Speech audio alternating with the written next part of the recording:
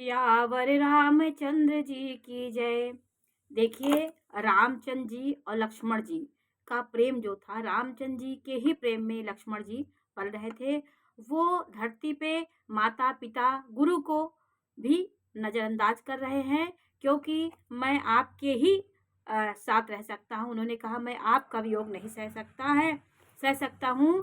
यद्यपि राम ने लक्ष्मण को बहुत तरह की नीति की बातें समझाई। नीति और धर्म के अनुसार उन्होंने कहा कि इस समय प्रजा को तुम्हारी जरूरत है। दोनों भाई परदेश गए हुए हैं। तुम माता पिता गुरु और प्रजाजनों की रक्षा के लिए तुम यहाँ रहो, और माता पिता गुरु और स्वामियों की शिक्षा को स्वाभाविक ही सिर चढ़ाकर पालन करना चाहिए। उन्होंने ही जन्म देने का लाभ पाया है, नहीं तो जगत में जन्म लेना व्यर्थ होता है। उन्होंने कहा, इन तीनों का पालन बात मानना चाहिए, क्योंकि एक धर्म कहता है कि गुरु जो भी कह दें उन्हें मानना चाहिए। माता पिता जो भी आपको आज्ञा दें उसे पालन करने में आपका हित है, आपका अनिहित नहीं होगा। उन्होंने कई प्रकार से लक्ष्मण जी को समझाया कि इस अवस्था में तुमको साथ लेकर बन जाऊं तो अयोध्या सभी प्रकार से अनाथ हो जाएगी। उन्होंने कहा, यदि मैं तुम्हें इस अवस्था में, पिताजी की वृद्धावस्था है और प्रजा व्याकुल है, त्राही त्राही कर रही, रो रही है, इस व्याकुल अवस्था में मैं तुमको कैसे ले जा सकता हूँ। उन्होंने कहा कि अतः तुम यहीं रहो और सबका संतोष करते रहो, सबका आश्वासन देते रहो। सबके साथ रहोगे तो उनका दुख थोड़ा सा कम होगा, बड़ा दोष होगा। यदि मैं इस अवस्था में तुमको ले जाता हूँ तो बड़ा दोष होगा। कई प्रकार से रामचंद्र जी ने लक्ष्मण जी को समझाया, और सारी प्रजा दुखी हो जाएगी। प्यारी प्रजा को दुख मैं नहीं दे सकता हूँ। राजा अवश्य ही नरक का अधिकारी होता है यदि प्रजा उसकी दुखी होती है। इस विरह और इस वियोग के अवस्था में लक्ष्मण, तुम मेरे साथ मत जाओ। हे तात, ऐसी नीति विचार कर तुम घर पर रहो। यह सुनते ही लक्ष्मण जी बहुत ही व्याकुल हो गए। इन शीतल वचनों से कैसे सूख गए, जैसे पाले से के स्पर्श से कमल के फूल सूख जाता है, वैसे ही लक्ष्मण जी सूख गए। उनका अभिन्न अंग थे, शेषनाग के अवतार थे, तो राम के बिना नहीं रह सकते थे। यद्यपि इतनी बात होने पर भी लक्ष्मण जी नहीं माने। उत्तर न आवत प्रेम बस गहे चरण अकुलाई। उनका कोई उत्तर नहीं उनके मुंह से निकल रहा था, और वो रामचंद्र जी के चरणों में पड़ गए। नाथ दासु मैं स्वामी तुम तजहु न काह बसाई। उन्होंने कहा कि हे नाथ, मुझे अपने चरणों से अलग मत करिए। प्रेमवश लक्ष्मण से कुछ उत्तर नहीं मिला, और वो व्याकुल होकर श्री रामचंद्र जी के चरणों में पड़ गए और कहने लगे कि हे नाथ, मैं दास हूँ और आप स्वामी हैं। आप मुझे छोड़ दो ही दें तो मेरा क्या वश है। अगर मुझे आप छोड़ भी देंगे तो मेरा कोई वश नहीं, लेकिन मैं आपके बिना नहीं रह सकता हूँ। और ये लक्ष्मण जी का परम प्रेम था। जैसे भरत जी का था, उसी प्रकार लक्ष्मण, चारों भाई अभिन्न अंग थे एक दूसरे के। तो रामचंद्र जी के बिना वो नहीं रह पा रहे थे। उन्होंने कहा, हे स्वामी, आपने मुझे सीख तो बड़ी अच्छी दी, पर मुझे अपनी कायरता से यह मेरे लिए अगम पहुँचने के बाहर लगी। शास्त्र और नीति के तो वे श्रेष्ठ पुरुष अधिकारी हैं जो धीर और धर्म की धुरी को धारण करते हैं। मैं अनभिज्ञ हूँ, श्रेष्ठ नहीं हूँ। श्रेष्ठ लोग हैं जो धर्म की और नीति की धुरी पे अपना जीवन चलाते हैं। जगत में जहाँ तक स्नेह का संबंध है, प्रेम और विश्वास है, उनको स्वयं वेद ने गाया है। प्रेम विश्वास को वेदों ने गाया है। हे स्वामी, हे दीन बंधु, हे सबके हृदय के अंदर के जानने वाले, मेरे तो वे सब कुछ केवल आप ही हैं। लक्ष्मण ने कहा कि मैं सिर्फ आपको ही सब कुछ समझता हूँ। धर्म और नीति का उपदेश तो उनको करना चाहिए जो कीर्ति, विभूति और ऐश्वर्य और सतगति जिनको प्यारी होती है। जो ये सब को प्राप्त करने की इच्छा रखते हैं, नीति, ऐश्वर्य और कीर्ति, विभूति जिनको चाहिए, वो नीति का पालन करें। लेकिन मैं तो आपके मन और वचन कर्म से चरणों का ही प्रेम रखता हूँ। मुझे इन सब से कोई मतलब नहीं। हे प्रभु कृपा सिंधु, क्या वह भी त्यागने के योग्य है?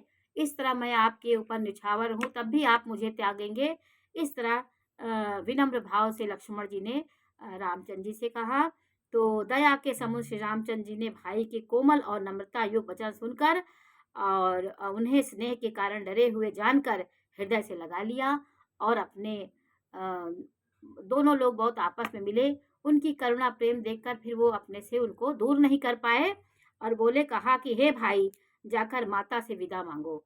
अब देखिए रामचंद्र जी का धर्म कितना अच्छा था कि वो कहे अपनी माँ से जाकर सुमित्रा से आज्ञा मांगो, जब वो आज्ञा देंगी तभी मेरे साथ आप जाइए, क्योंकि आपकी माता हैं, जाओ जल्दी वन चलो। रघुकुल के श्रेष्ठ श्री रामचंद्र जी की वाणी सुनकर लक्ष्मण जी आनंदित होकर अपनी माँ के पास गए और बड़ी हानि दूर हो गई, बड़ा लाभ मिल गया। उनको इतनी प्रसन्नता हुई कि भैया मुझे अपने साथ ले जा रहे हैं।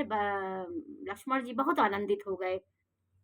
वे हर्षित होकर माता सुमित्रा के पास गए, मानो अंधा फिर से नेत्र पा गया हो। इस प्रकार वो हर्षित हैं और उन्होंने जाकर माता के चरणों में मस्तक नवाया, किंतु किंतु उनका मन रघुकुल को आनंद देने वाले श्री रामचंद्र जी और सीता जी के ही पास था। वो ये डर रहे थे कहीं माता स्नेह के वश होकर, करुणा के वश होकर हमें रोक न दे। लक्ष्मण ने देखा आज सब अनर्थ हुआ है और उनके माताजी के मन बहुत उदास है। लक्ष्मण ने सब कथा विस्तार से अपनी माता को सुनाया, लेकिन उन्हें ये डर था कहीं माता मुझे रोक न ले।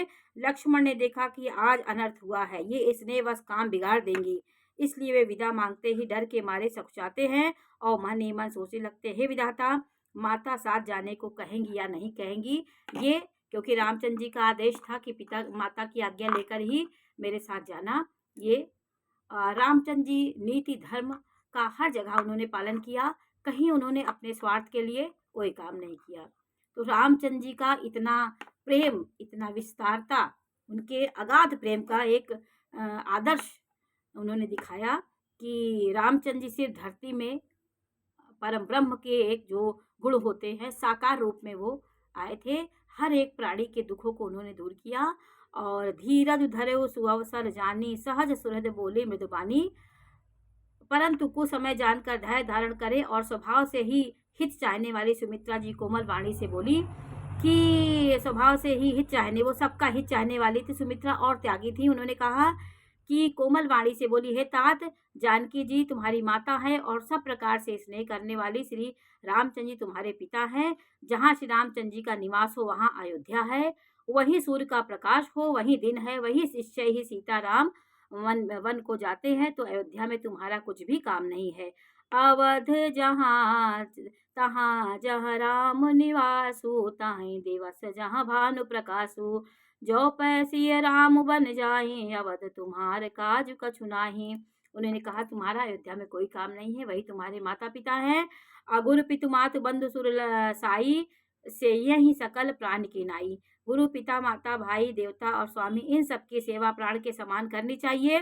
फिर श्री रामचंद्र जी तो प्राणों के प्रिय हैं, हृदय से ही जीवन है और सभी के स्वार्थ रहित इच्छा रखने वाले भगवान श्री रामचंद्र ही है, स्वार्थ रहित सखा है। जगत में जहाँ तक पूजनीय और परम प्रिय लोग हैं, वे सब रामचंद्र जी के नाते से ही पूजनीय और परम प्रिय हैं, मानने योग्य है। हृदय में ऐसा जानकर हे तात, उनके साथ जाओ और जगत में जीने का लाभ उठाओ। ये माता सुमित्रा ने लक्ष्मण जी से कहा। सब अपने अपने धार्मिक से बंधे हुए थे। रामचरितमानस एक परम पूर्ण, परम पवित्र और आदर्श ग्रंथ है। ये सब रिश्तों में आदर्श दिखाया गया है कि